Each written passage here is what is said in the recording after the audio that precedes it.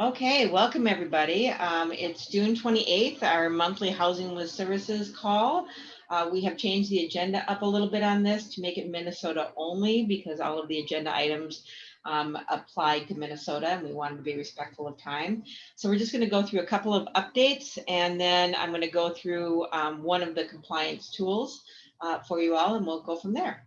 So first, as always, we start with an opening prayer. So please center yourself and feel free to join if you wish.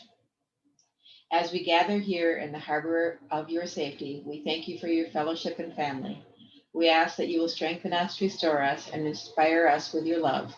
Lord, would you fill us with your peace so that as we journey onwards, we would pour out your love and grace to others. We ask that our souls would catch the wind of your spirit so that we would take your promises to all the earth. Amen. So again, being Minnesota only in the land of 10,000 lakes, I thought this was a pretty picture to go with our prayer today and a nice prayer. All right, so moving into kind of the reminders, the first thing is the admission. So we are redoing all of your admission packages and then Lisa will switch those over to eSource on August 1st. I do have to say it has come to my attention. I thought we had eSource all set and smooth and running smooth, but it has come to my attention that as we've updated things, sometimes files got missing, things happened to it. So I did meet with Mary and Lisa yesterday, or not yesterday, last week, and we talked about how we're going to reboot it and make sure everything's set for you and everything's right and you've got the packages you need. So starting in August 1st, please make sure that you take your packages, your admission packages from eSource. Do not save it on the Q drive. Do not print up a billion of them because as this licensure goes through, there may be some tweakings that we need to do. So please take it from eSource. If you have any issues with eSource, let me know. I know some of the handbooks and some of the stuff, we're going to need your help in getting this right. It is part of moving to the new licensure, but we're going to try to take as much off as you can. And again, make sure we get those files cleaned up. So what's in process right now is Janice did send me a draft of a letter that you could send out to families kind of as a preemptive, hey, here's what's happening, here's what's changing. Just FYI, if we haven't already met with you, we do intend to meet with you. So we asked you to do a few tweaks for that. So we should have that tomorrow, hopefully Wednesday at the latest, that you'll have. If somebody chooses not to have food, we're going to cover this in more detail on Thursday because we'll have your talking points and everything, but I just want to do a 10,000 foot level. You should be working with your local regional director of finance on kind of what is your raw food cost. So if somebody says, what discount do I get if I take the food out? Then you would work with your regional to do the raw food. If you have any questions on what that would look like or how you look at that, Denise knows what the raw food cost is for every building, so she can help you with that. So that is the discount that you would give. And then what would you bill them? Well, you would bill them depending on the building on however you bill now. If a person orders an extra meal and it's $5 or $7 or $8, that's what you would bill them. If you're a building such as a Northfield that has a Sister Claudia, or not a Sister Claudia, a Claudia menu with a la carte, that's what you would bill them. So a lot of people have been asking, I know people are going to want to opt out of some meals. What do I take off the credit? So again, that's what you would start working on for your specific building. Denise should have a list of raw food costs. Hopefully the EDs have that information. If not, reach out to your regional director of finance. Any questions on that part? Penny, it's Barb. So just on the first bullet point there about we should have the documents that we need. So like the new leases and stuff are ready for us to start. I sent them every, I think, and I thought I CC'd the directors.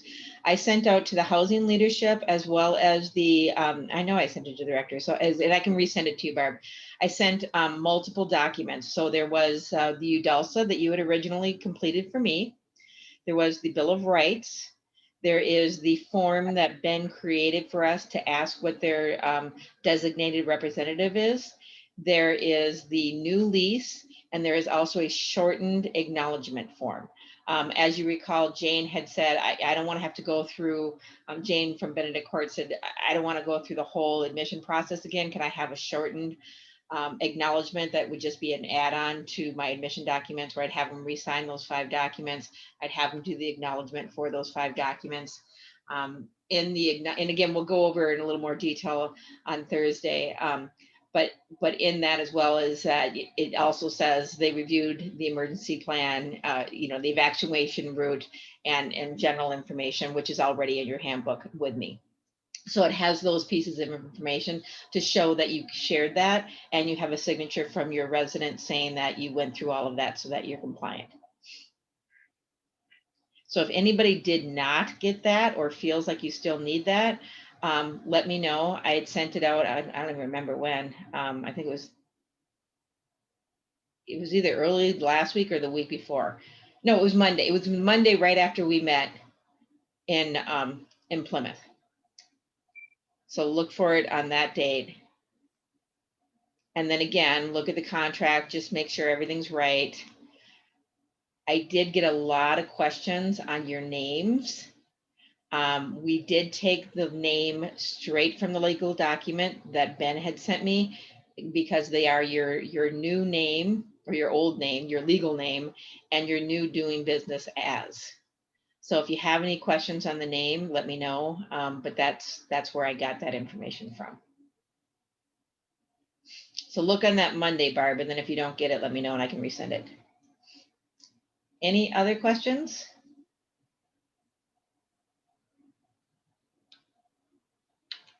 Okay. All right, background check. That's the other. So start working on that. I'm working on finishing up. I'm going off this slide for a second here. I'm working on finishing up the emergency plan. The one we have for the nursing home is going to work. A lot of you basically have already done the nursing home plan. I think what people seem to be missing is the risk assessment. And so what I'm doing is I'm tweaking what we already have instead of reinventing the wheel, just to say that this now covers both the nursing home and the assisted living. So, and so the information's the same. So hopefully we'll just be able to change the cover page. And then again, we may have to do an updated risk assessment for the memory care and others. So should hopefully make it super easy. The freestandings are the only ones that may need to tweak, but I did find out that Northfield did use the SNF template, so they should be pretty good to go. Shakopee used it. A lot of you have the campus, so there's just a few of you like Steeple Point where there may be a little bit more work, but again, more on that to come. So the most immediate thing on the to-do list, other than starting the leases, is the background check. So just want to explain that in the process of getting the assisted living license, the license for the building, first we had to submit the application. Then the application came back and we had to pay them. Then the payment proof came back, and that triggered an email to me that said, please assign your, what they call SIP. It's the person who does the background checks.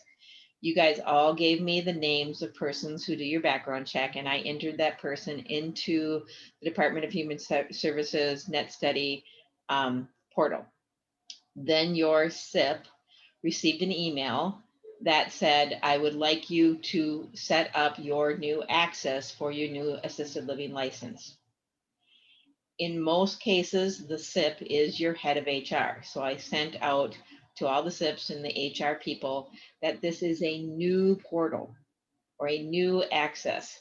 You have to set up a separate one associated with your license. And then you're going to need to associate all of your employees that work in the assisted living to that new license. And so that's the piece that we're in process right now. Every single one of you has done all those other steps. You put in your application, you paid, we identified the SIP, we got it all back. There's one, I changed the name of Shakopee. So L, hopefully you got your information. I think you might have even on Friday. So everybody should be good to go, but it's now the background checks. So the crucial piece, I'm going to pause for a second before I go into the next thing. So I'm still talking background checks, but I'm just going to stop for questions. Are we good on what I've said so far? Well, Penny, it's Barb again. So it might be, you know, more clear to like HR people who've been in their role for a long time. Yep. But our HR person here in Duluth is new. Yep. So like I had her look on the portal, and for Duluth, for example, she has access to 3 different ones, one for the Yep. nursing home, one for Westwood, and one for Marywood.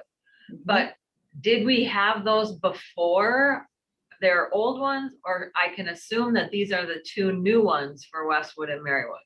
So unless she set it up in the last 3 weeks, if she set it up before 3 weeks ago, they're old. If she set it up in the last 3 weeks, they're new. So in the past, there were separate portals for your nursing home and your assisted living, for your comprehensive home care. And you had to have people affiliated with both. So there were separate portals. So that could be your home care. She was sent, if she's the name that you gave me, Barb, she was sent an email from Net Study, and I was CC'd, and I know she did it because you've been approved. So I'll go back again, go back and look at it. So there should be a new portal that was open in the last couple of weeks. And then when you open that one, you would look through it. So I'm gonna hold off on your question and the rest of it, because I want to see if there's any questions on the process, and then I'm going to talk about the process that Maria is going to help us with, and I think that'll answer more of your question. So any other questions on what I've said so far? What has happened before today? Okay, so back to Barb's very good question. So what the HR leads were told is the final step is you need to affiliate your staff to the new portal or the new background study access point. And it was assumed by the state, based on the emails, that anybody who's worked in background studies knows how to affiliate it. That's what you do. You go into this portal and you say, Barb Westberg is I have permission to access her background check. She's already got a fingerprint in the system. Go portal to pick up Barb and affiliate her with me. So that background check is in my system, and then send me an email that shows that I have affiliated Barb, that I've attached to her existing background check, and I've attached it to me, and proof that she's good to go and she can work here. So in the new piece, we have to do that with the employees, as well as our owners, as their leaders and owners. So this piece is new. In the past, Jerry Carly and Kevin Romanowski have not been considered people who need to be background checked, because they're not legally owners. They don't own a share of us. They're just representatives of our board. In the new licensing, the president and the treasurer of our board have to be background checked. I'm on video. Have to be background checked. And so for Serenity, that's Jennifer. And for and Kevin, and for everybody else, it's Jerry Carly and Kevin. And so they also have to be affiliated. So at some point in time, all of those people, all the employees, the leaders of your community, and your president and treasurer have to be background checked. Reed Hewitt, or not Hewitt, Reed, I forget his last name, from White Bear Lake, agreed to just kind of test this out and just see if things run smooth. And then he was going to kind of help to say, yeah, you know, this is, it's the same process, it's easy, whatever. He was going to do a test run for us. He had some questions, so he started emailing the state, and of course, because of the chaos, nobody's getting back to him. So I reached out to Marie, who said she's very familiar with this process. She can get a form for Jerry and Kevin and Jennifer. She can make sure that all of your SIPs, your SIPs, the person who does the background check, get that form, and that she's going to give them direction on this is what you do and how you do this process. So by July 1st, we don't have to do everybody, but we have to do Kevin and Jerry, the executive director, the LALD, and the director of nursing for the AL. Because that's what they're looking for to close the license. And so again, Marie should have already. If she has not, look for it soon. If your person says, I didn't get anything from Marie, have them call her. She will walk you through the process. She said she's very comfortable. She knows exactly what to do. And she felt that your HR persons, if they've been around for a while, should be comfortable with this as well. But call Marie. She's there to help you. So just those people. So again, president, treasurer, executive director, LALD, director of nursing. So 5 affiliations, and all of them should already be in the system. So it should be really easy to do. And then after July 1st, when you get a chance, we still have to do it by August, but then bring in the rest of them that work in the assisted living. And the deadline is new. They just sent out a letter saying they now have a deadline because they're afraid that if we wait until later, they won't have time to process it. So any questions on that? Penny, it's Barb. I'm apologizing because I'm being annoying, but You're not. so I had my HR director look up myself as the executive director, and Mhm. she cannot see me at all in the system. Now, I don't know if that's because the executive directors are considered corporate employees and the backgrounds are done at the corporate level.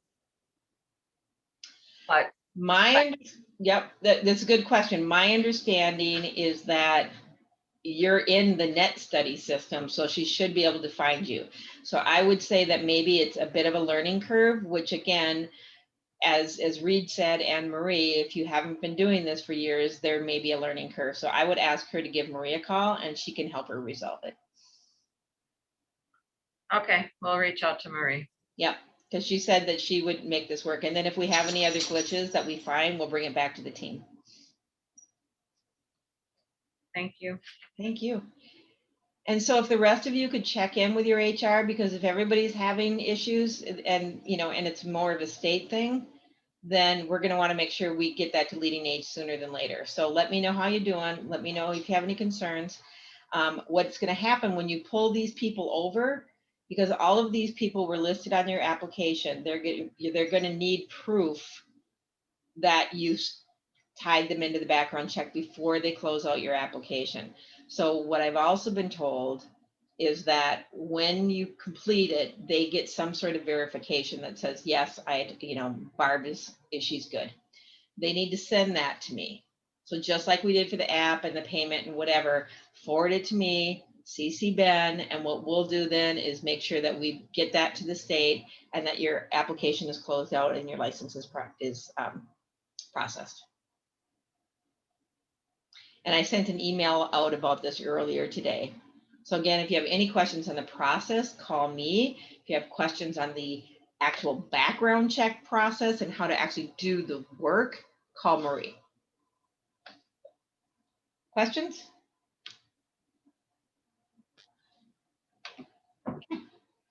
So now we're going to move to, whoopsie, that's right. Move the PowerPoint out of the way. And I'm going to open up a Word document. Pull that over here. Okay, so in the regulations, it talks about the need to post staffing, to address staffing, to make sure your staffing matches your acuity, etc. So you have 2 ways that you staff. You put your ideal staffing into SmartLinks and every year, and then you have your schedule that you post where there may be some changes, etc. And at the training in Minnesota, Jerry went through that process, and there's also going to be a webinar coming up with Dodie. What we didn't go through, and some of you have had some one-on-one on this, is the staffing assessment. The law requires that the nurse has a process, or what they call the clinical supervisor, it's our assisted living DON, a process for evaluating, am I staffing to the needs of my residents? And so if there is something where you want to be able to show the state, yes, I have a process for evaluating the care that my residents need and a way to assure that I'm getting them the care, this process will fit it. The other reason that I'm going to give this to you, or you've had it out there, but again, I just want to go through in great detail and give you this new tool where it lines it, is that if something historically changes. So if traditionally I've taken care of very low acuity, I didn't do two-person transfers, everybody was a level 1, and now everybody's a level 6, and one of them's in hospice, so she needs a two-person transfer, you're going to want to probably reassess your staffing and try to figure out what you're going to need. And so this is a tool that's going to help you to do that. It's not a simple process. However, once you get the hang of it, it's pretty easy. I don't know if Lynn Kern is on the call, but I walked through it with Lynn, and there's pieces to this that once you know how to do it, which I do, the math takes me 10 seconds. The hard part is the clinical judgment. So again, this is not an exact science, but when I worked through it with Lynn and said, in your judgment, answer this question for you, she was able to do that pretty simply. And within an hour, we were able to go through this whole process. Knowing the answers to those questions, Lynn can repeat this probably at any point in time in a couple of minutes, because it's again just back down to the math and verifying a few things. So it may not be a couple of minutes, but it's not, it's not a huge process. It gets easier once you've done it. So I'm going to walk you through it. Because of HIPAA, I'm going to show you the first part on paper, and then I'm going to walk through to actually do it for you. So when you go into Matrix, and it's the Matrix Senior Living, and this is the actual URL for the section, but basically when you open Matrix Senior Living, you come to this page. And I cut off the resident here, which is why it's on paper. And the first thing you're going to do is you're going to go to reports, export reports, and go to an Excel spreadsheet.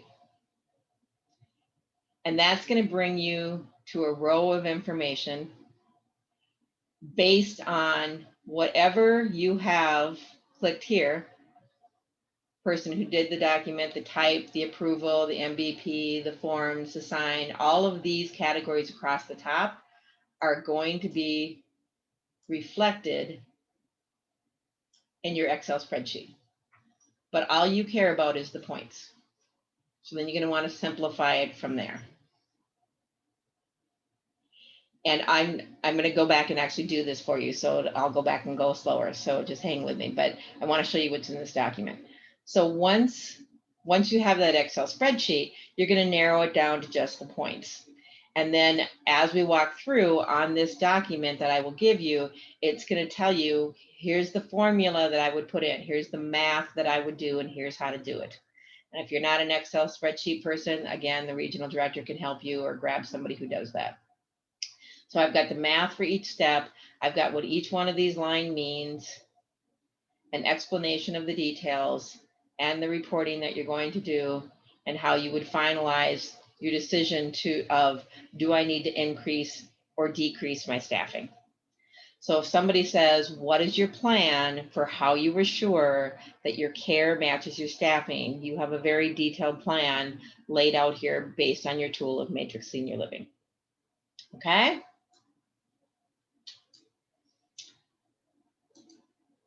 So now let's kind of work that plan. I'm going to make it match each section here and just kind of pull it back and forth.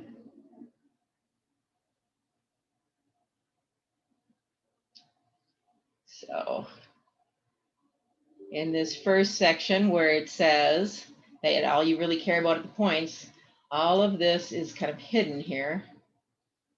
Unhide. I actually deleted it. You can hide your columns by hiding them, or you can delete your columns. So you just want to get it down to the points. And if you scroll up, you can see that I have all the points for all my residents. Okay.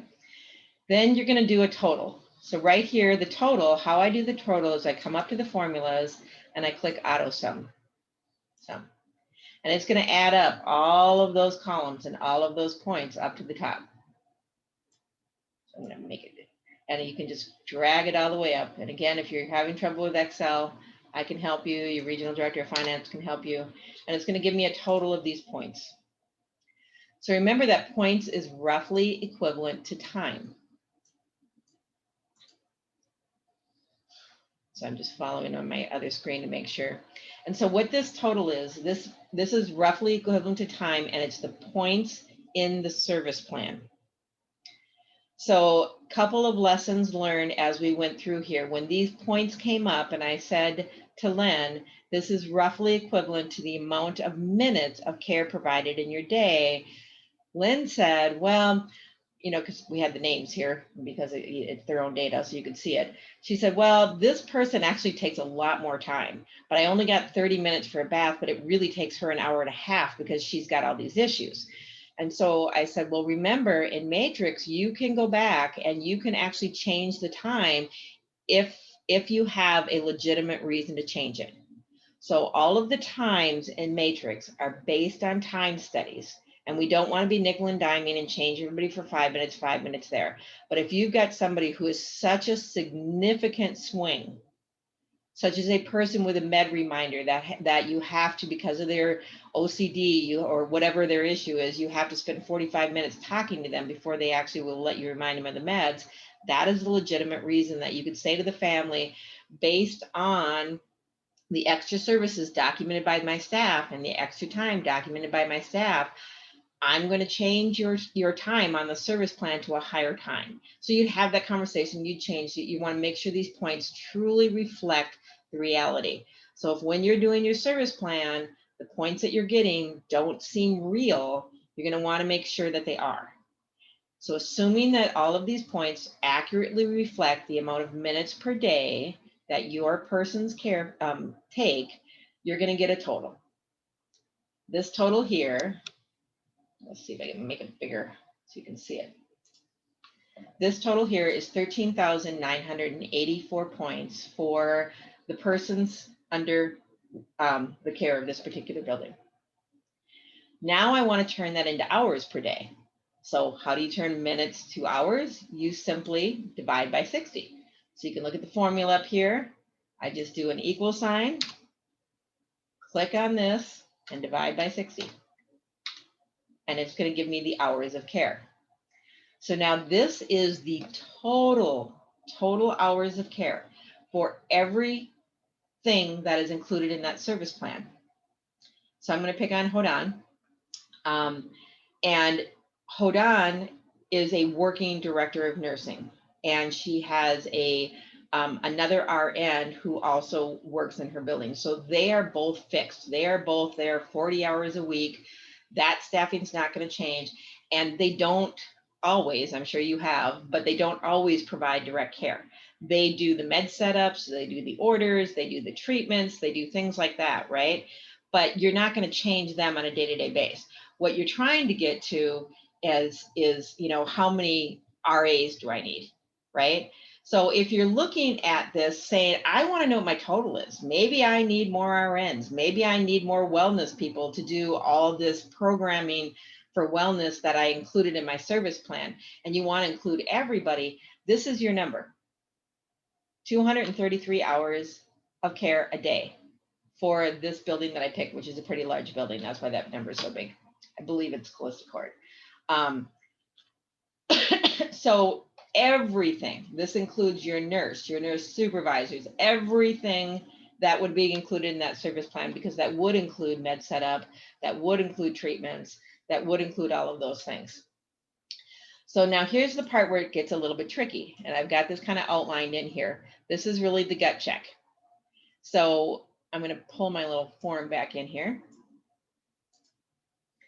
So on your directions, it says review your service plans and look at what percentage of care is driven by hands-on care or done in the clinical by a clinical supervisor, such as the ALDON, or other staff that are fixed and not normally on the unit except for special care. This could include med setup, treatments, orders, etc. This is a judgment based on the individual community's review. It is not a preset formula. So this is the part that once you have your answer, okay, I'm looking at the service plan and I would say 70% is done by direct care and 30% is done by by the fixed staff, if you will, or the nursing supervisors. So this is the piece that Lynn was able to just take a couple of seconds in her head. She quickly reviewed it on the computer. She looked at how much med setup she had versus ADLs, et cetera. And she was pretty comfortable to say, yep, 70%. She did a gut check with her other clinical supervisors that were in the room, and they all said, yes, I would agree. 70% is the number that we would look at. Or her number might have been different, but that's the process she went through. And so now that she has her answer for what her percentage is, this again becomes pretty easy math, because that's the tricky part. That's the part that you're really looking at. What are they doing versus me versus whatever. With me so far? Any questions? Okay. So 70% is the number determined by the clinical lead. So now you want to, here's another formula, and again, really easy to do. If I've got 70% of this is line staff and I want to get to the line staff, I'm going to do equal this number times 0.70, and that's going to give me my adjusted hours of, I need 163 hours of care on any given day in this particular community.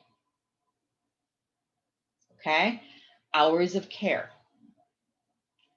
So as you guys know, our staff do not work 100% of the time that they are in our building, right? They're working, they're on the time clock, they're working really hard, but they're not providing direct care. Oh, pulled the wrong thing over. And so let's take a look what that looks like.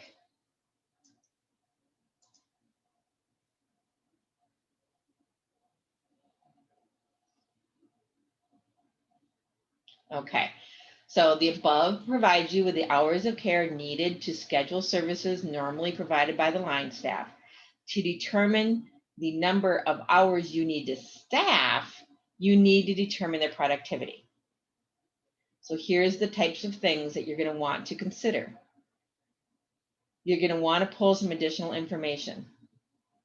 So you're going to want to look at your schedule. What type of shifts do I staff?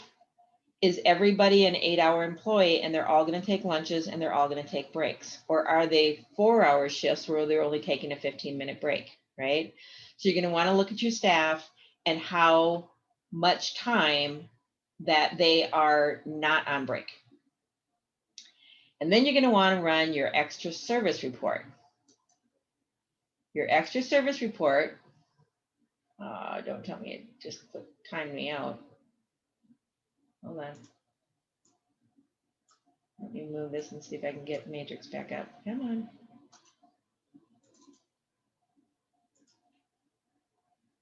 Continue session. There you go. Okay. So it'll show you another document how to get this, but your extra service report, you go into Matrix Care Elite, and first page, you click on facility, you go over to reports.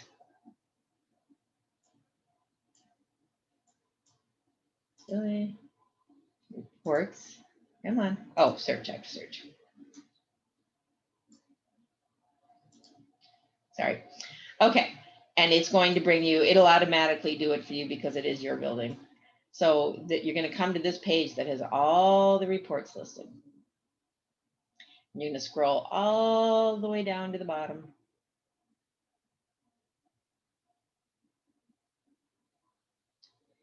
And on the very bottom, on the left-hand side, is a report called Point of Care Extra Service Senior Living Report.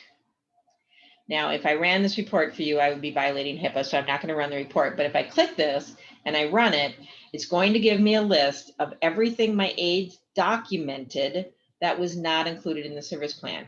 So if I'm an aide and I went in to change somebody's TED socks and I found that they had an accident and they needed my help changing their clothes, I need to document that as extra services and how much time I spent in doing that. So they should do that for multiple reasons. One, so the nurse knows that maybe this person's got an incontinent issue. That's pretty important to care. Two, that we can adjust our staffing knowing that what extra care is happening. And three, the nurse knows when she may need to update a service plan. because this truly should just be extra. So if somebody's doing the same thing as an extra ongoing, again, the nurse will trigger that. But it's also going to show you how much time is not included in the service plan. So how much time, in addition to that 233 hours, was not included in the service plan. So that's what you do with this report. Okay. So now we're going to go back to Word. Any questions on that report? All right. Oops. Okay. So what type of shifts are you running? Run your extra service report, determine your average amount of care is provided but not included. If this is a large report, which it shouldn't be, you probably need to update your service plan. If your aides are documenting a ton of extra services, I would say that probably need to update your service plan. So it's found in Matrix Elite under Facility and Reports. You scroll to the bottom. It's the Point of Care Extra Service Report. It'll be an Excel spreadsheet or a PDF, and it'll show you what your cares are. Then you're going to want to run your call light report to determine how many persons pulled their call lights or pendants. And then you're going to want to look at what is the reason for the call, because it should be, because if your aides are responding to a call, they should be documenting that as an extra service. But you're just going to want, it's another check and balance that you can have if you feel like, oh, they're running after, call lights all the time. I need to include those hours. I can't forget those hours. Yeah, that's pretty important. So if the call light is pulled to tell you I'm ready for my bath, and the bath is already in the service plan, those hours shouldn't be counted. If they pulled it because I wanted extra services, it should be reflected in the extra service plan. But it's a good double check, and it's a good way to make sure that your aides are documenting what they're doing, because those two reports should match. So then after doing this extra homework, so you've got your Excel spreadsheet, you know your basic hours, you know how much time the staff takes. Now you're going to want to kind of start doing the math again. So if you want me to walk it through it with you, I can certainly do that, and we can do it through it together the first time. So how do you determine productivity? So my staff works 8-hour shifts. They take a 30-minute lunch and 2 15-minute breaks. So now I'm down to 7 hours. Take 1 hour away from my 8 hours, I'm down to 7. On average, each person has 2 unscheduled services per shift,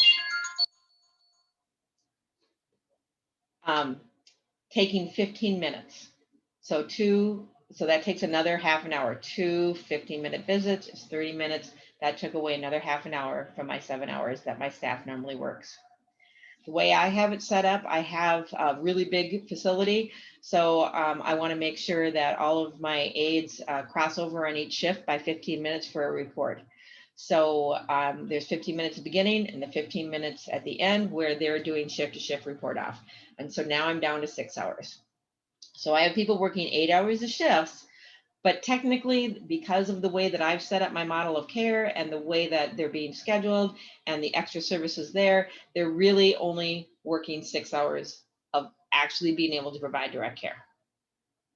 So if you take that 6 hours they're actually working and you divide it by 8, my 8-hour shifts, my staff is 75% productive. That's the best I can ask them to be, is 75% productive. So then we're going to go back to our Excel spreadsheet.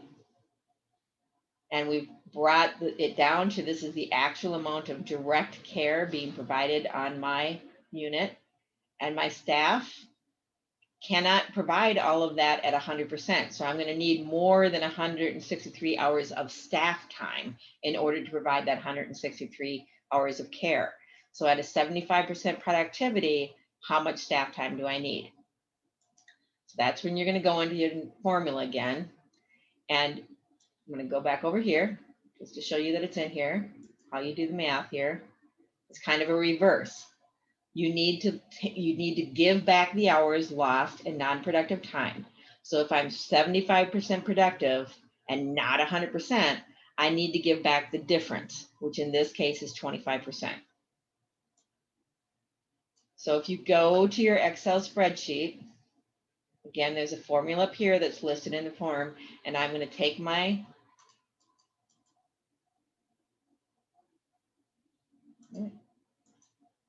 I'm going to do my equal sign, and then I'm going to grab my hours, and I'm going to do the multiply, which is a little star, and I'm going to give them back 1.25%. I'm going to add hours, and that's going to bring them up to 203. So this is the amount of staff time needed in order to provide this amount of care in direct staff persons and this amount of care. Well, you'd have to do the same thing. You'd have to do the productivity with your professional staff to get this one too. But this is just line staff and direct staff. So this community needs 203 hours of direct care or of FTEs per day to provide care. Okay. Did I completely lose you?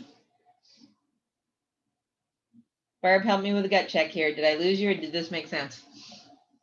No, it made perfect sense. The only thing I just would ask is, so when we now say, based on our calculations, that we need 203 hours, does that include wellness staff? It depends on how you're set up. If your wellness staff does things that are in the service plan, yes. So then that's the next step is you got to look at how do I divide this out. So if you're a building where you've got universal workers, this is going to be, well, it's just these people. If you're in another building, you're going to want to look back in your service plan and you're going to say how much of this is RA, how much of this is direct care because or is wellness, because it's whatever is in that service plan. Once you take that professional nursing, if you will, out, once you take out the med setup and all those fixed hours.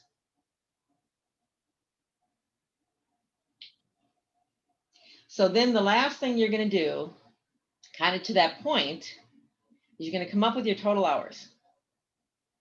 And then you're going to, now you're going to have to, if it's the director of nursing talking to this, well, now the next thing is I have a conversation with my LALD or my executive director or both. And so you're going to end up with a number that provides total hours of care needed on the floor per day. While staffing reviews are not an exact science, it will give you a reflection of the level of care provided and assure you that you are taking in all factors and considering your staffing review. So two things are going to happen, obviously, right? Either it's going to say I don't have enough staff and that I need to increase my staffing. Now here's what you need to do. If this total is greater than your current staffing, you should also see an increase in revenue.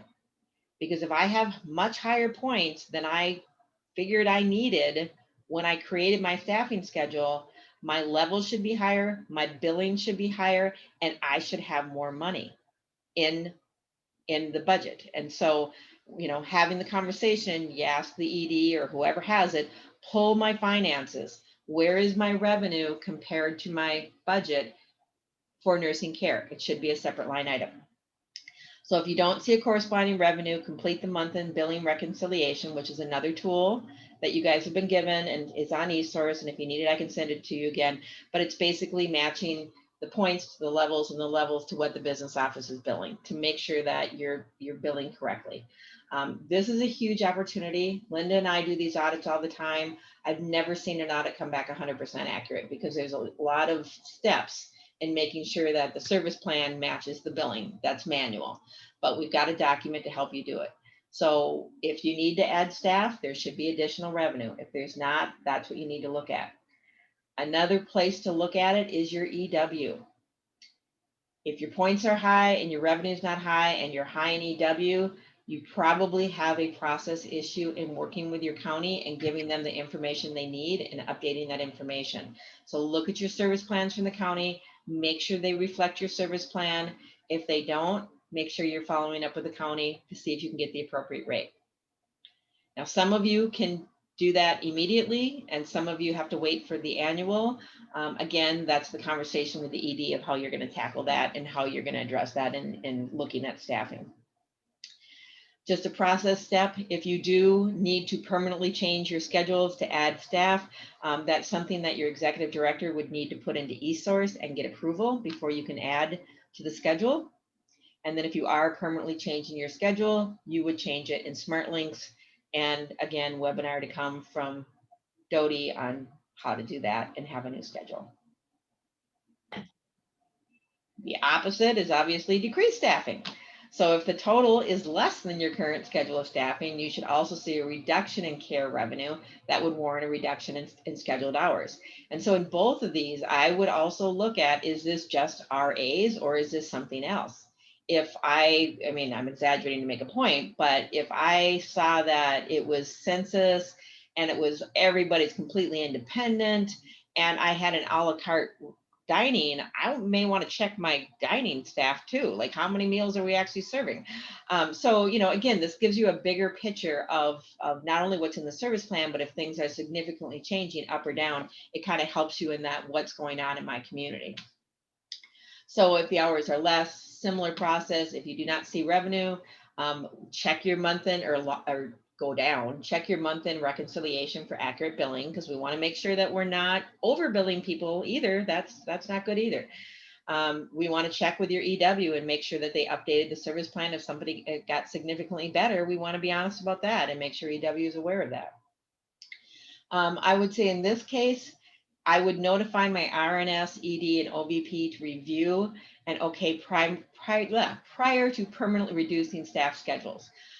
Just because this is not an exact science, and if you're going to cut staff on a permanent basis, you probably just want to do a double check to make sure that everybody's in agreement for you. And so again, feel free to argue with me if you don't think that's appropriate, but I would certainly want to know before somebody cut my staff and make sure that I understood the rationale and was able to support the care.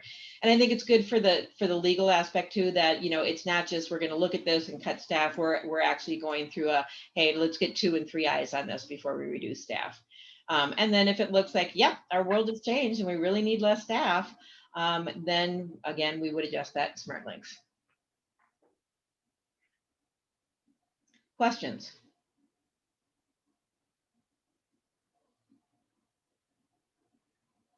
You guys are too quiet. I'm going to call on a few just to see. So I see a director of nursing. I see Cindy's on.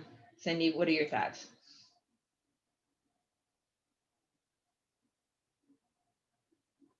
She's on mute.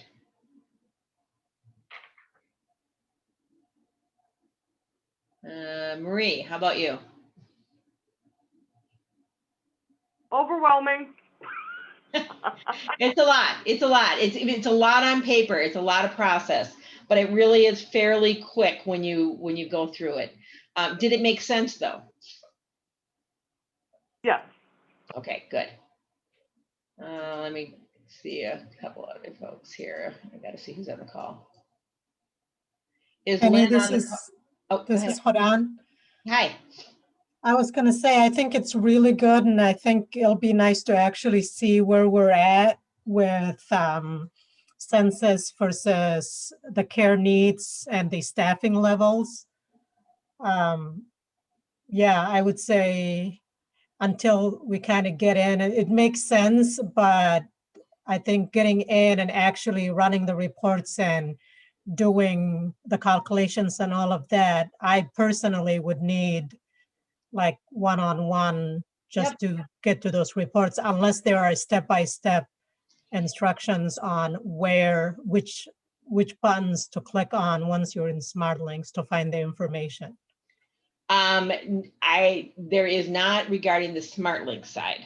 That would be a Doty thing. This is in Matrix and the reports that you would pull from Matrix for what you need.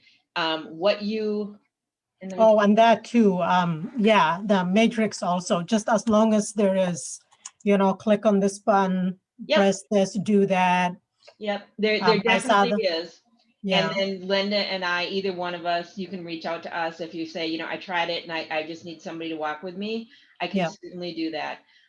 Yeah, because like I said, it appears overwhelming, but once you kind of get your basic, play with it and get your basic gut check on some of that nursing thing, I think it's fairly simple. And then, like I said, we can walk it through. The other thing that, again, you're going to want to compare it to, because we do have to have a baseline, right? And so there's a couple reports, and I closed down my Outlook so it didn't pop up, so I don't have it right here. But you have, let me see if I can find an e-source. There should be a PPE here.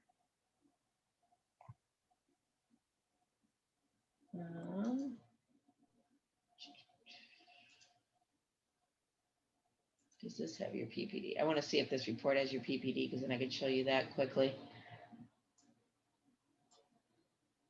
Reports. No, this is just census. Okay, there is 2 reports that your executive director gets for sure. One of them is a weekly labor report that tells you your per person per day staffing. And so that is based on how you have historically staffed. And so should be a pretty accurate reality unless your world has changed.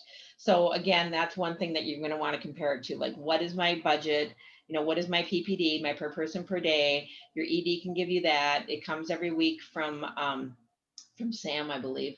And then compare that to this. And then that way, again, it can kind of determine, you know, oh, you know, when I did it with Len and we looked at that PPD, she was, it actually gave her, it matched this pretty well. But they were both a little higher than what she was staffing just because of other realities that happened. So it allowed her to see, yep, okay, I'm staffing pretty good.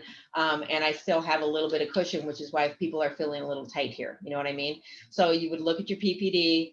This is really where, you know, Steve and Jen and Tia are on board for. We definitely need to be looking at this.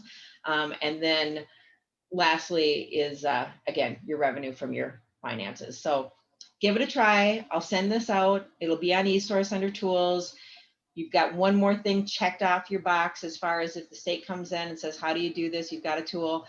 And as you try it, you know, and you have any questions, Linda and I are here to help you.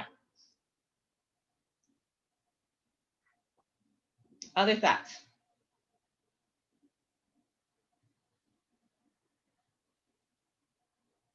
Any other DONs on the call? Just trying to see. Put this up so I can see.